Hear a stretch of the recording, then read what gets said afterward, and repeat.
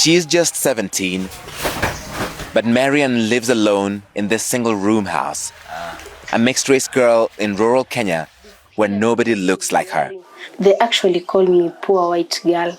I don't know why they call me poor white girl. They always say, why are you here? Just look for a connection that you will go to your own people. You don't belong in here. Marian's mother, Lydia Juma, was among hundreds of women who accused soldiers from the British Army Training Unit Kenya, Batuk, of rape.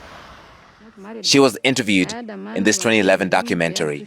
Because in our tribe, we can't report that thing. It's a big shame if you go and say that you have been raped. Lydia Juma died 2 years after that interview, and Marian has never met her father. She has to fend for herself in a society that ostracizes her. You have not lost hope of finding your father someday? No, I've never lost hope. Mixed-race children keep being born in the remote villages where the British Army trains in Kenya. Generica Namoru says she was in a consensual relationship with a British soldier while she worked at their base, but she claims he has never supported her since she gave birth. I'm a woman with a white child. It's not easy for my family, especially because a child is expensive. She's suffering for no good reason. So you just want him to take responsibility for his daughter? Yeah, nothing else. For him, I want him to take care of the education, health. Have you ever received a cent from him since she was born? I've never received any cent. Generica is jobless and says she has unsuccessfully tried to petition local authorities and the British Army to find her ex-boyfriend. The British High Commission told CNN it cooperates with local child support authorities in paternity claims.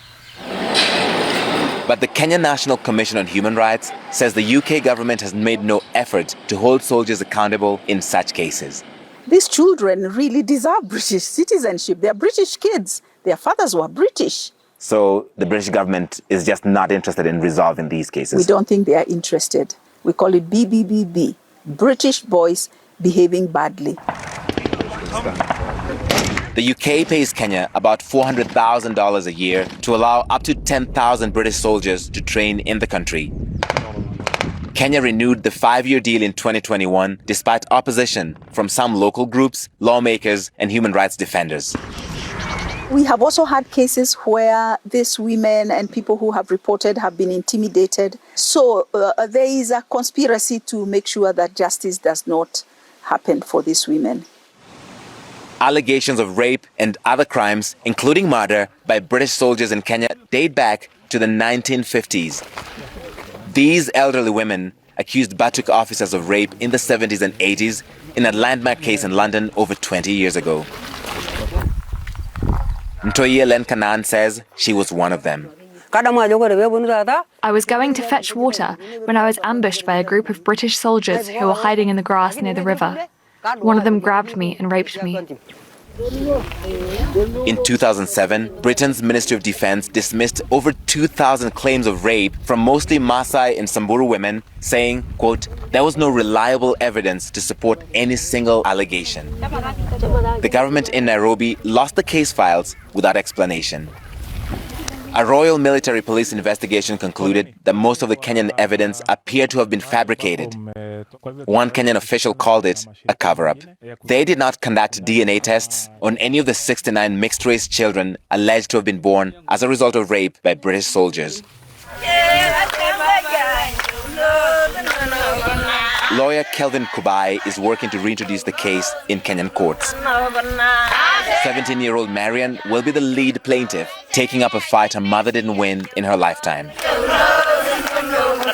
It is traumatic and it's psychologically disturbing to people like Marian and many others who continue to see the British training amidst them with all these unresolved trauma and historical injustices. Larry Medowo, CNN, Nanyuki, Kenya.